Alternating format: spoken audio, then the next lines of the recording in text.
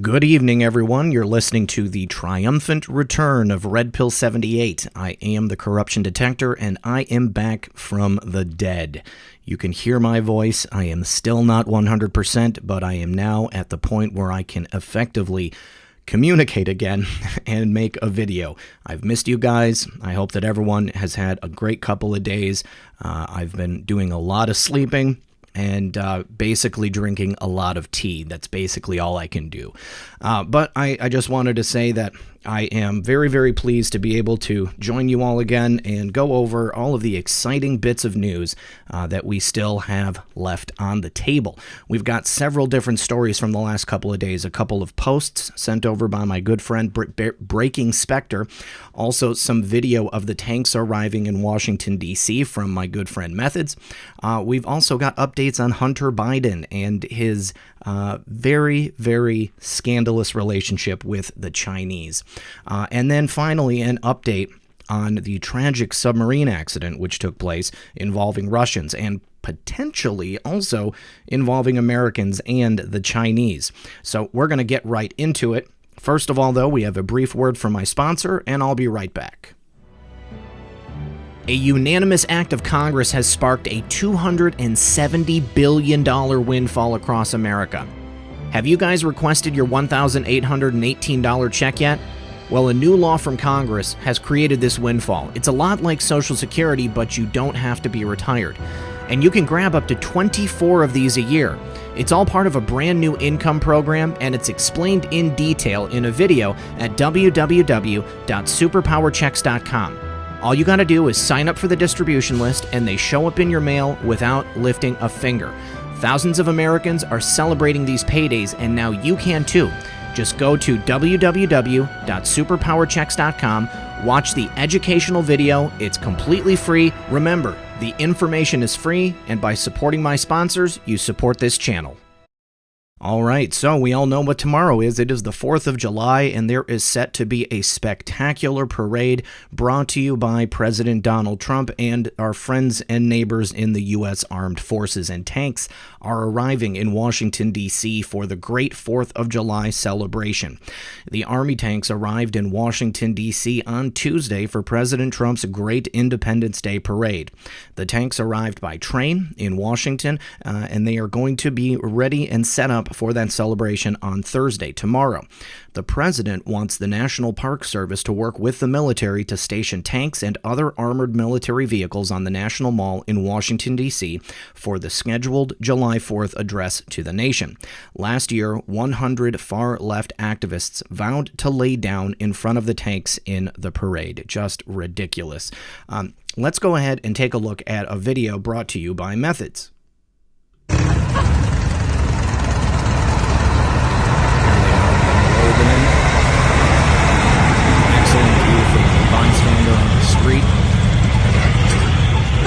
Lots of military hardware coming in for this incredible celebration and the address by the president. Now, Methods and I were discussing a little bit this morning.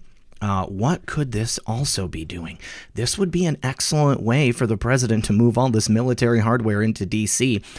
For some type of a situation that might include the necessity for military hardware. What do you guys think? Are you thinking that this might have something to do with more than just the celebration for July 4th? Last year, if you remember, the original parade was scheduled right around the original time of the D-Class. Now, we know that didn't happen, and then the military parade got moved here to July 4th. We've been told recently in the last couple of days that the Inspector General report on FISA abuse has been completed. We're going to talk about that here in just a moment, but one more quick video from my friend Methods because I wanted to include it in my video a couple of days ago, and I wasn't able to due to my physical condition. All right, so this little gem right here is a exchange between Jim Acosta and President Trump. Let's take a listen to this. You did not respond to that question in front of the Saudi I don't know conference. that anybody asked me. Were you afraid of offending him on that subject? No, not at all. I don't really care about offending people. I sort of thought you'd know that. Oh, Jim Acosta. I sort of thought you'd know that, Jim. Yeah, I would think that Jim would know that by now, too. But apparently he's a glutton for punishment. The enemy of the people doesn't know when to quit. All right, as promised, the Inspector General has finished his investigation into FBI FISA abuse. This is from redstate.com. Carter Page, a former foreign policy advisor of U.S. President-elect Donald Trump, was speaking at a news conference at IRA Novosti News in Moscow on December 12, 2016, in this picture right here. Now, a bit of news broke last night, and I believe this was published on July 2nd. It was relayed to Representative John Ratcliffe of Texas, who says he spoke directly to I.G. Horowitz, the man leading the investigation into possible abuse of the FISA system by FBI officials. Per Ratcliffe, the investigation is done and the report is currently being drafted. Now, the Daily Caller has the details of this interview on Fox News where he shared what he was told. He related that his team's investigative work is complete, said Ratcliffe, a Republican member of the House Intelligence and House Judiciary Committees. They are now in the process of drafting the report. I would expect that it will be a draft that will be completed in short order. Unfortunately, it doesn't look like that report is going to be made public anytime soon. Even Congress won't likely get it until August at the earliest. Ratcliffe said he does not expect that the report will be made public anytime soon, although he's hopeful that it will be released to Congress in short order. So while I am hopeful that we might see it before members of Congress recess for the August recess, I'm not too certain about that. Some in the media were asserting sources that had the report coming as early as June. That obviously didn't happen, and with the FBI and DOJ needing to scrub the document before public release, there's no reason to think we'll get the report before the fall. Given past foot-dragging by the FBI and DOJ on these matters, I wouldn't expect them to make it a priority either. I can totally see that happening. The longer this drags on, the more skeptical I am that any honest assessment will meet public scrutiny. If the report does not make it to Congress in early August, we'll likely start to see aspects of it discussed at that point. Without the actual documentation, though, we can expect a similar slap fight like the one that occurred between Trey Gowdy and Adam Schiff over the original FISA application. Eventually, Schiff's memo on the matter would be exposed as completely misleading and containing several outright falsehoods. The public needs to see the report, and they need to see it sooner rather than later. Hopefully, the IG and the FBI and DOJ realize the importance of that and how vital accountability is to restoring any semblance of trust in our institutions. This person says they won't hold their breath. However, I myself am far more optimistic about this. We've been told in the posts that the only way forward is through accountability and transparency. I do believe that that will take place. I also believe that they're going to do this in a really calculated manner. They do have to make sure that certain things get scrubbed out of it, but this IG report, unlike previous IG reports where people have been declined to be prosecuted, I think that this actually is going to lead to prosecutions and certainly a structural change at the FBI with the FISA process and how these things are done. So don't worry, guys. Everything's going to be okay. I just wanted to make sure that I went over this with you.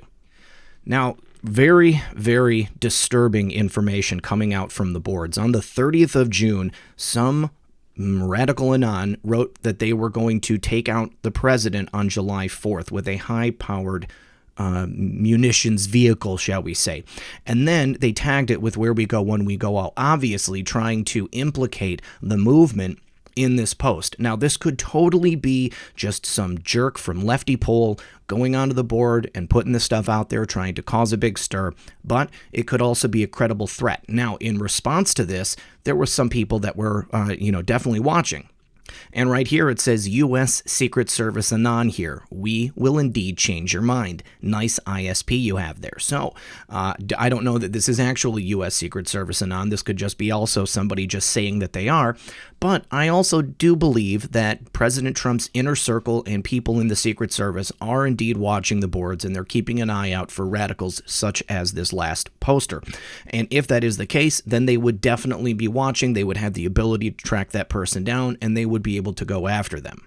Now, coming up next in this thread, we have a couple of posts that are not attributed to anyone with a trip code, if you're catching my drift, but they look like, maybe, based upon the things they say, that it could be someone on the team. And this post says, "For something greater, NSDQ, standing by." Now we have a couple of patches here. You can see this one says Black Wolves Soar Airborne. This one, Official OBL Martini. 2 shots and a splash. And that's a reference to the operation in 2011 that took out the infamous OBL.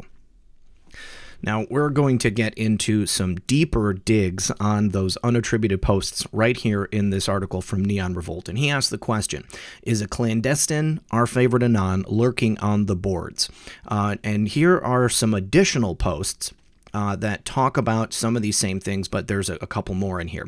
Now, if you remember, around March, there were a set of posts that came out, including some security tests, and they were not using the trip code. However, they were attributed to the device ID of our favorite Anon, and we know that there are multiple devices being used, but this was one of the devices that had previously been used with the trip code.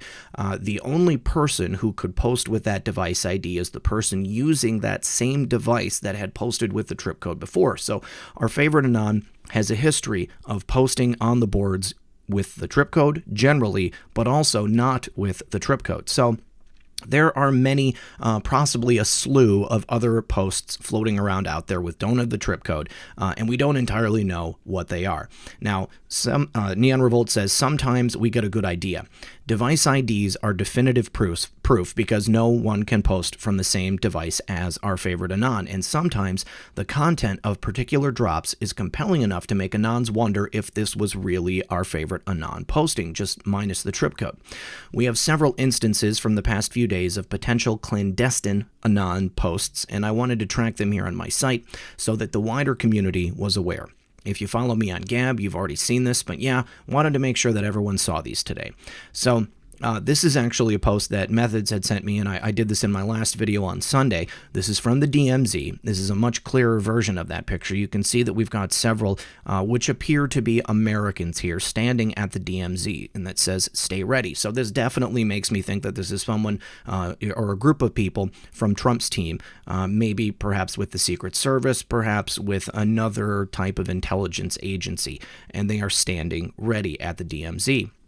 Now, Anons did a reverse search on this image, and nothing came up at the time. Later, Anons noticed that the season was wrong in this photo. And true, this isn't a current photo, but I don't think that particularly matters. What matters is what's being communicated with this photo and the fact that it didn't appear anywhere online until the 29th of June.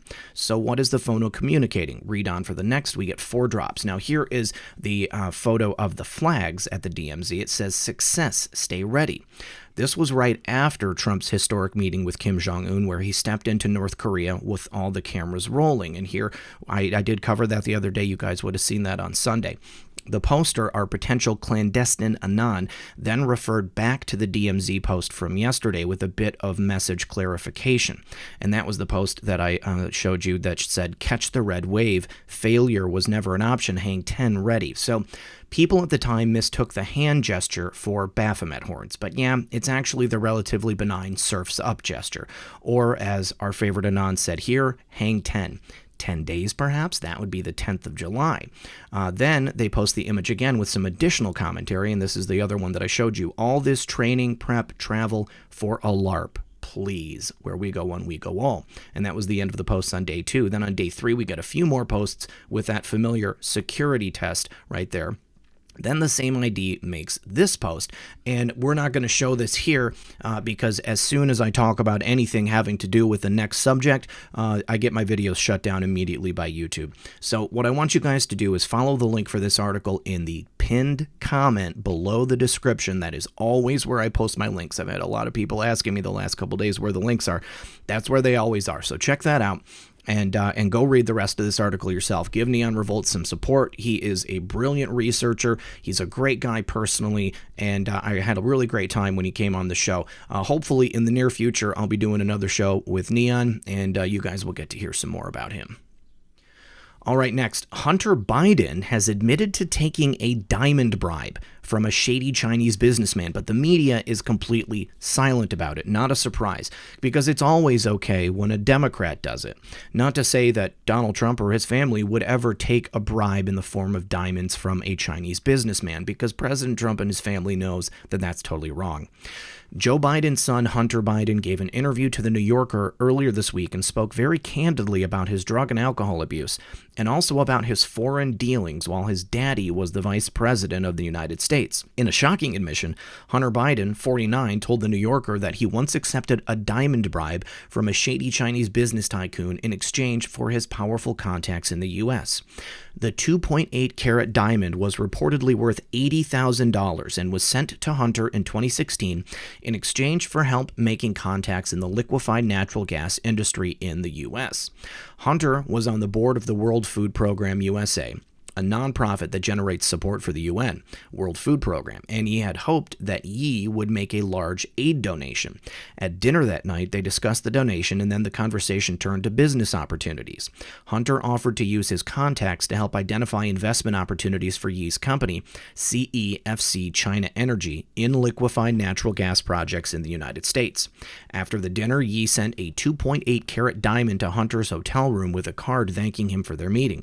I was like, oh my God, Hunter said. In Kathleen's court motion, the diamond is estimated to be worth $80,000. Hunter said he believes the value is closer to $10,000.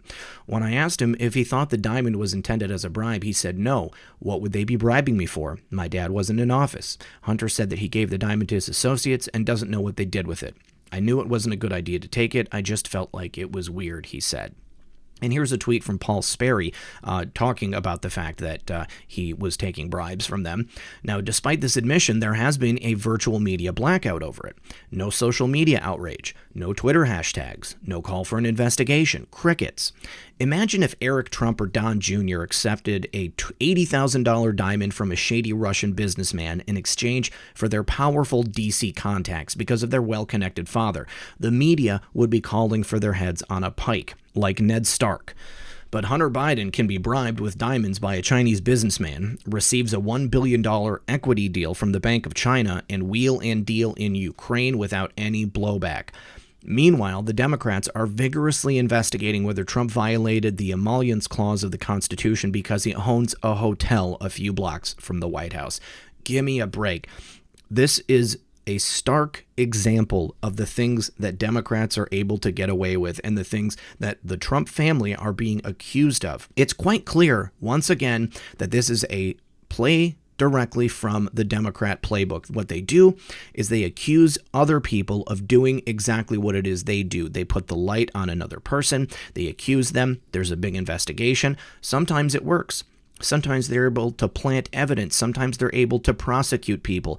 But in this situation, nothing is going to happen to the Trump family because they are innocent, and President Trump has the authority of good and righteousness on his side.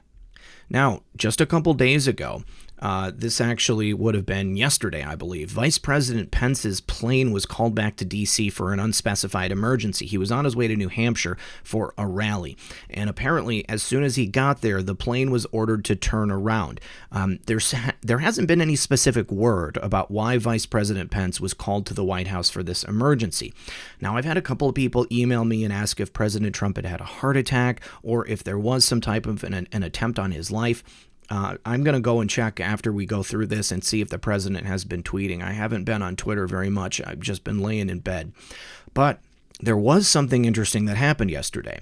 Now, this is a tweet which is now deleted from Victory of the Light. And they said that getting info from colleagues who are just getting out from behind the wall for today. All of this has to do with the Russian deep-water nuclear submarine and the 14 sailors who died.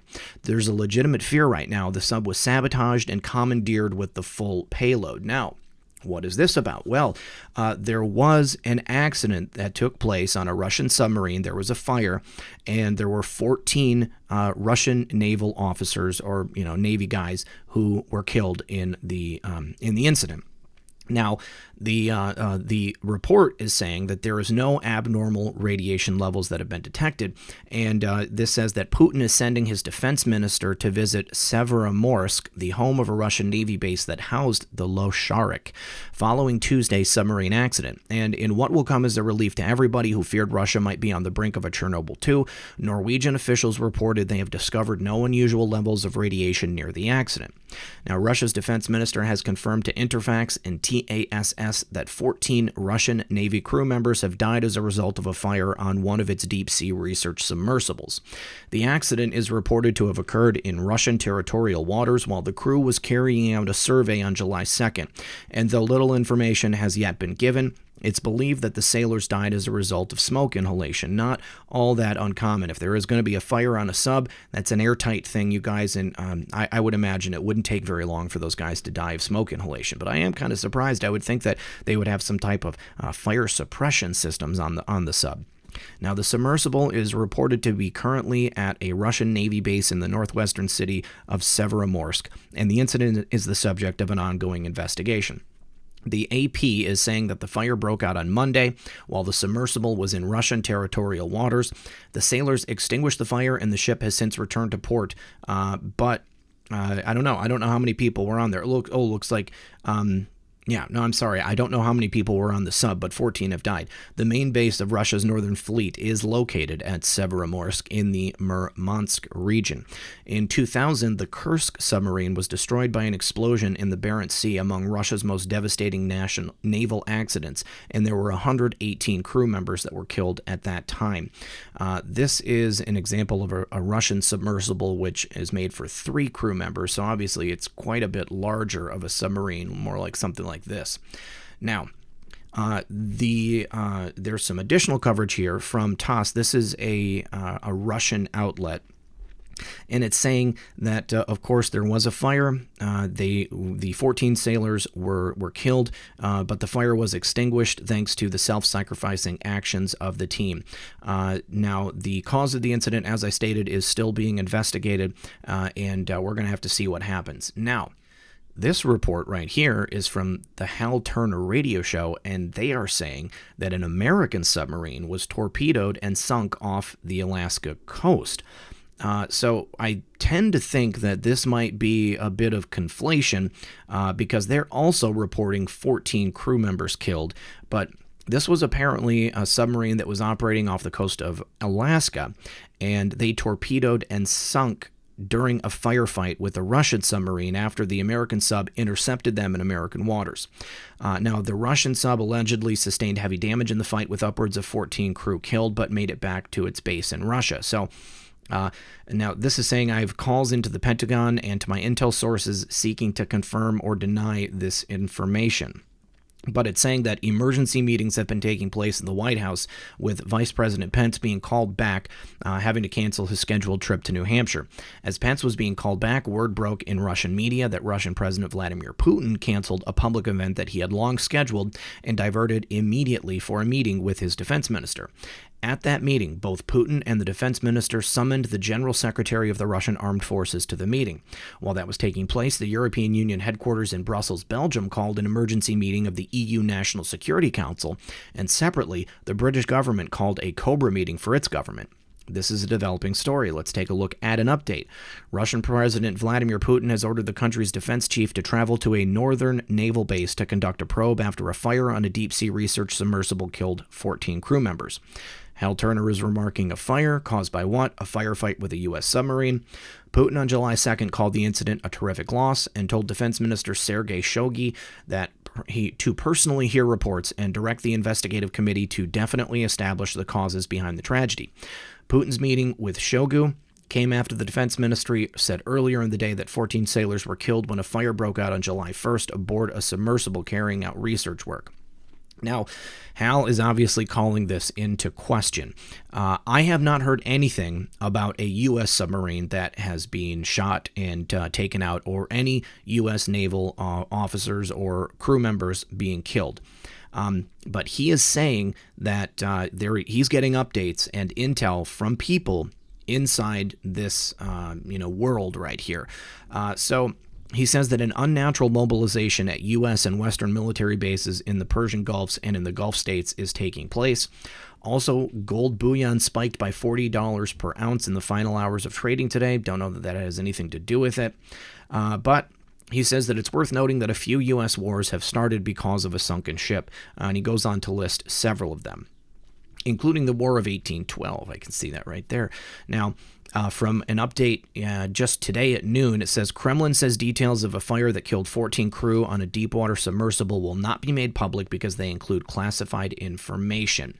So, until we hear more information about this, we can't say whether or not the report here in Hal's website is legitimate or not. But I thought that it was interesting to bring those couple of things together. Now, right here from Zero Hedge, we have China confirming a test of a sub-launched ballistic missile after mystery lights were filmed. I thought that it was very interesting that we've got tales of a Russian sub, an American sub, and now a Chinese sub, all doing missions, maybe perhaps leading to the deaths of certain crew members. Definitely on the Russian side, we have not got the confirmation about the American side.